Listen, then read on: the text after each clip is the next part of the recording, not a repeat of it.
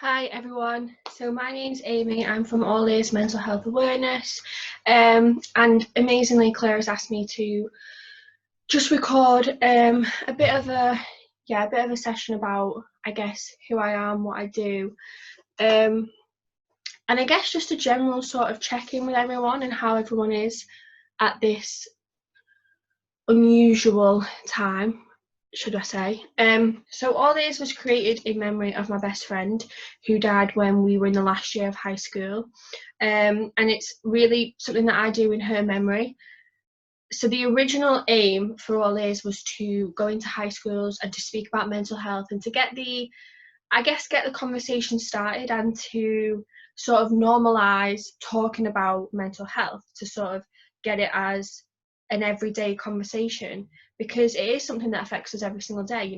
It's our feelings, it's our thoughts, it's our emotions, and we literally have so many of them in any day, and they can be affected by absolutely anything, especially something like what's happening to us all right now with COVID-19. So it's a very important conversation to be having with our friends, with our loved ones, with our carers, with anyone who we feel comfortable to speak about that with, and we should feel comfortable to speak about our mental health.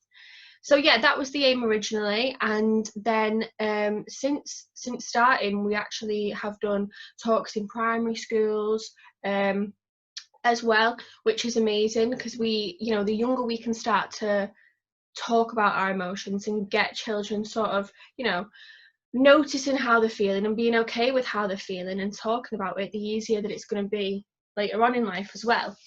So yeah, the aim for All This was always just to normalise talking about our mental health, normalise saying that we aren't feeling so great, normalise asking for a bit of further help, yeah,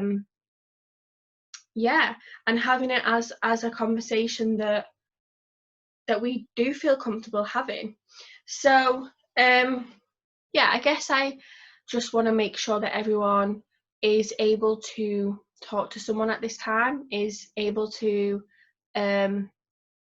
communicate how they're feeling.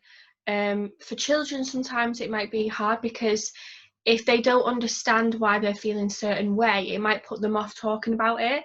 So I would say for children, encourage things like mood trackers, or like colouring in.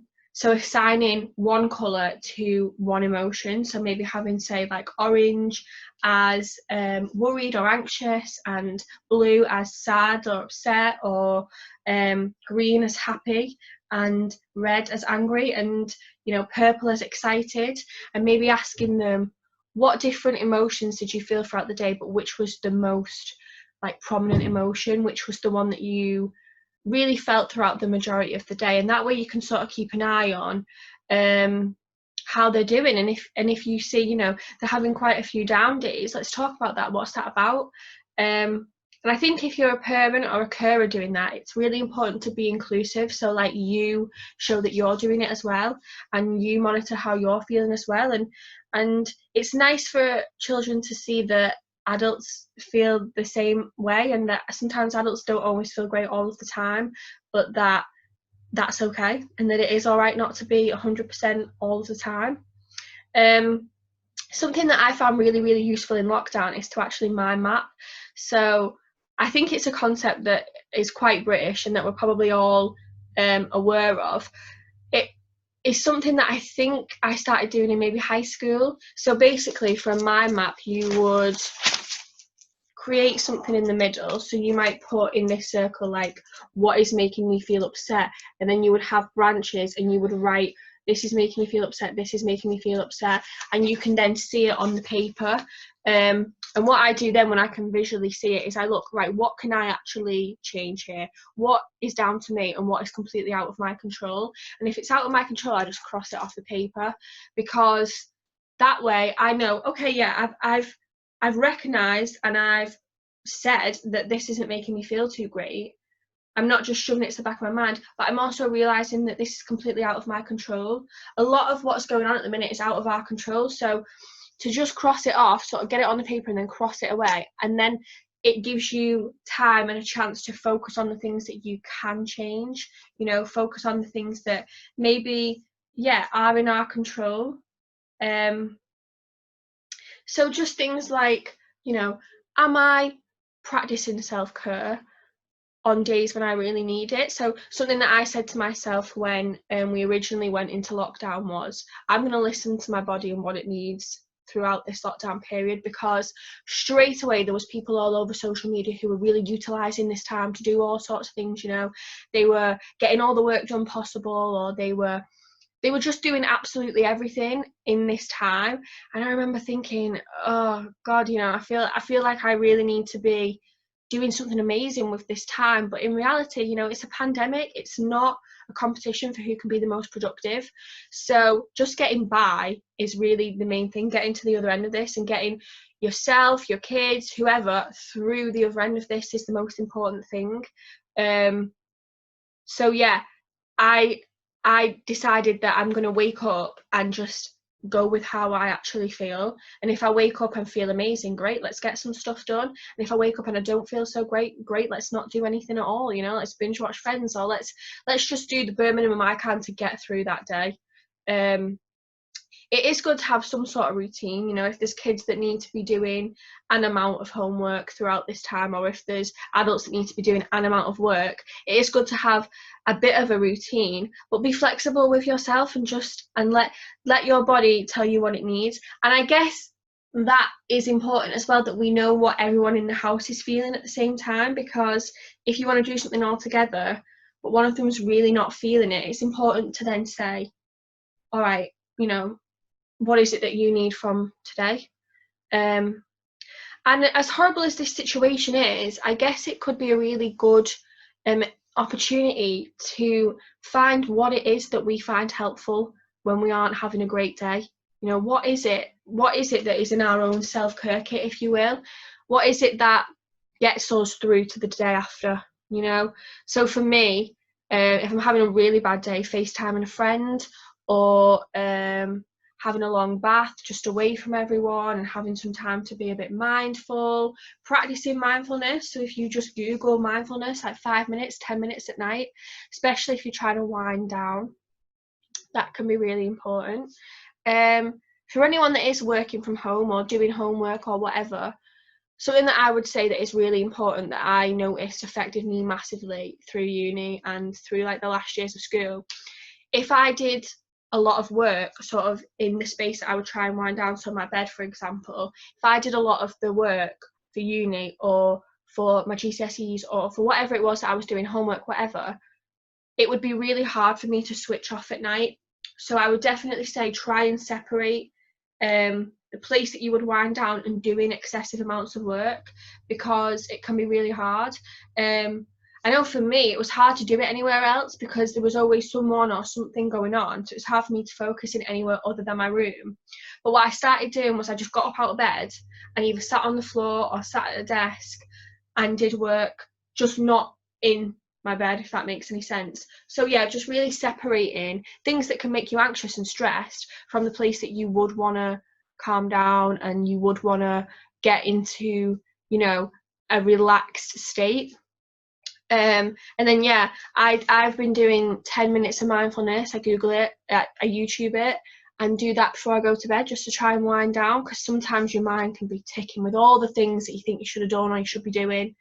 And yeah, I'm not the best, to be honest, at doing mindfulness because I've not really been trying that long, and I think that it is something that you have to really focus all your attention on and give it like 10 minutes every single day for a month maybe.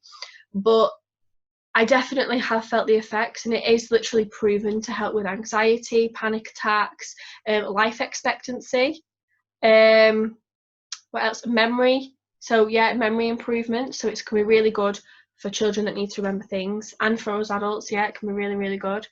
So yeah, I guess in conclusion, my main aim from speaking to you and from speaking to anyone in this situation is just don't put pressure on yourself.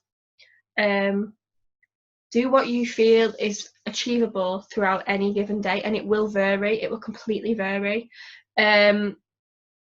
and keep in touch with how you're feeling, but how everyone else is feeling as well, you know, your friends, your loved ones. It can make us feel so much better when we just know that a loved one's doing all right if we give them a phone call.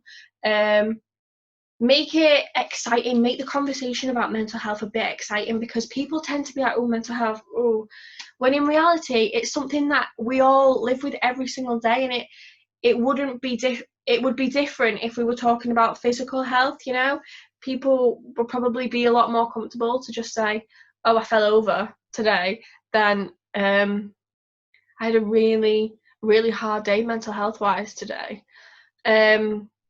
So yeah, make the conversations, I guess, accessible to everyone by having like mood trackers. You could literally create like an A3 piece of paper with circles, and each person has a circle.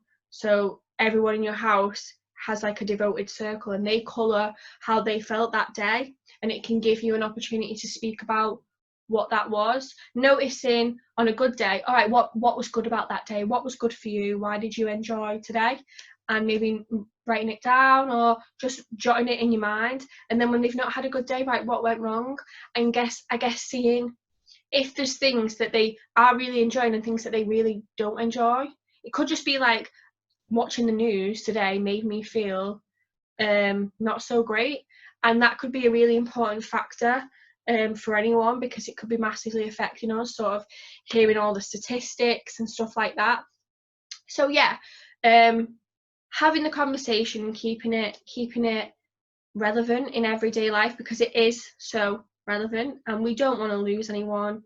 You know, we want to get ourselves through this situation as healthy as possible, but also throughout life.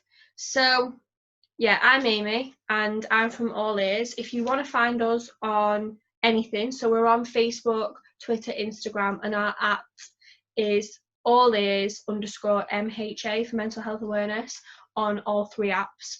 And if you want to find our website, it's www.allearsmha.com. So that's nice and easy. So yeah, and if you do need me, or you want to drop me a message or anything like that, then that's fine on any of those platforms. But I really do hope that everyone's doing as best as they possibly can. I know it's going to be different for absolutely everyone, because everyone is experiencing all these different emotions. But I think the main thing is we try and have more good days than bad days. And if not, we ask for some sort of help. So yeah, that's all from me. And yeah, have a good rest of the week. Thank you.